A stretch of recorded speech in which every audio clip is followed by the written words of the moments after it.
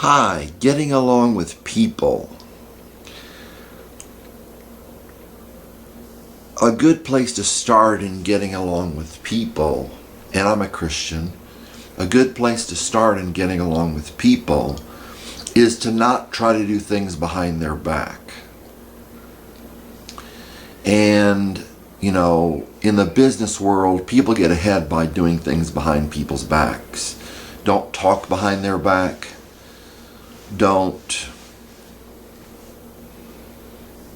do everything to their face. And I know this is not a way to be popular, but it's a way to get along with people. Do everything to their face. If you're mad, be mad to their face. And that brings me to another point. Try not to get mad. God has given you this life. And it is something you should be grateful for. God has given you this life. He's given you the good things in this life. And for those who are worthy, they will go to heaven.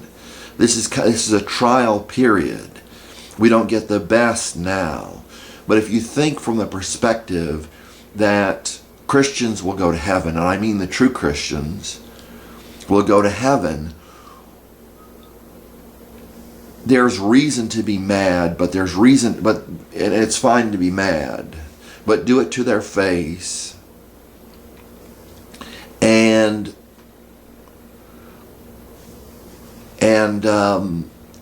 just keep it in perspective. If you're going to heaven, then overall there's no reason to be mad. In your life there's no reason to be mad if you're going to heaven. There's no reason to be very mad. And the Bible talks about, put aside anger. And it also says, be angry but sin not.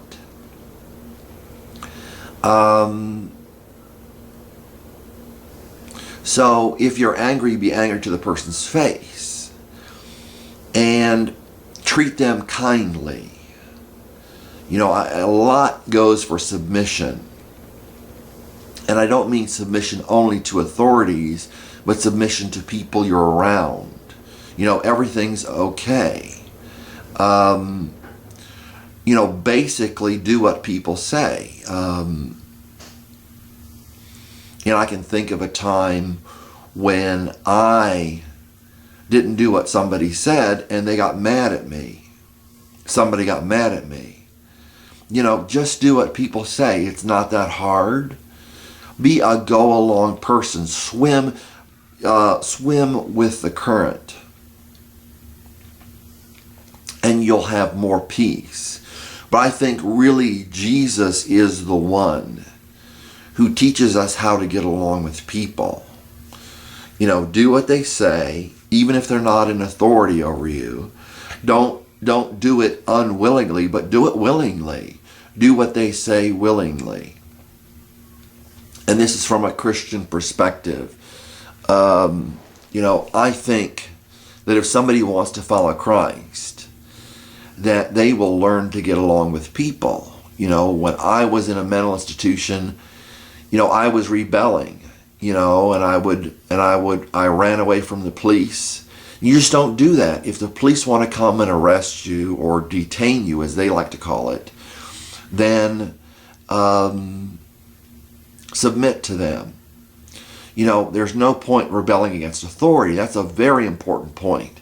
There's no point rebelling against authority. And to get along with other people, if somebody says, do this for me, just do it for them. It makes it easier.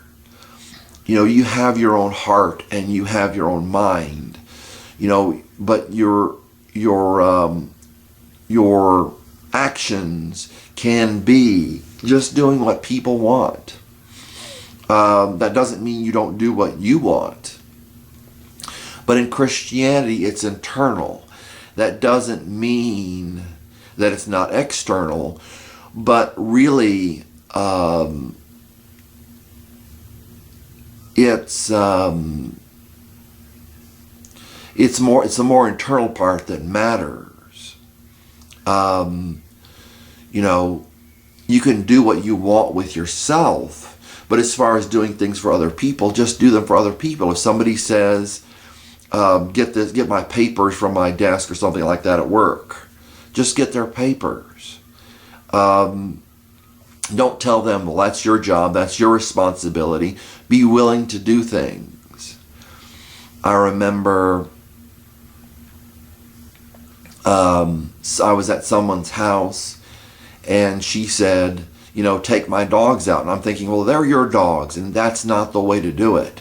Just do what other people want you to do, and they will get along with you. Have the attitude of getting along. Don't have the attitude of, well, this isn't fair. Jesus dying on the cross for us wasn't fair. And so just be willing to cooperate with people. Don't say anything behind their back. Don't have a thought in your mind that you're mad. And when you drive, try not to drive like a maniac. It gets people mad when you get on their tail. And you're not really getting there much faster because you're right on their tail. You might make it through a few lights, but that doesn't get you anywhere any faster. Relax in life. Go with the flow. And I don't say go with the flow as far as the world, but try not to make waves. Try to go with the flow. As far as your Christian life, you don't go with the flow. But that means your Christian life is internal. Your external life can go with the flow. And it's your attitude in your mind and especially in your heart that makes a difference. When we're getting heaven, then there's no reason not to cooperate, because God has taught us to submit not only to authorities, but to everyone. And you should try to cooperate, try to get along, have a positive attitude in your mind that comes from your heart.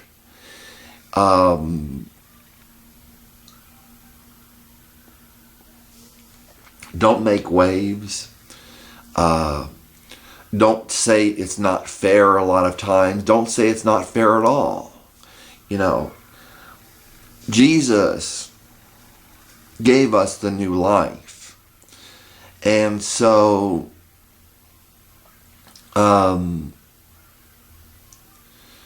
that wasn't fair for Jesus because we have done things wrong. So a lot of times when somebody thinks, well, somebody did something wrong, think of all the times that you've done things wrong and realize, well, I've done things wrong, and it might be a different sin, which I think is a lot of times a problem, in people's hearts and in people's minds. It's a different sin.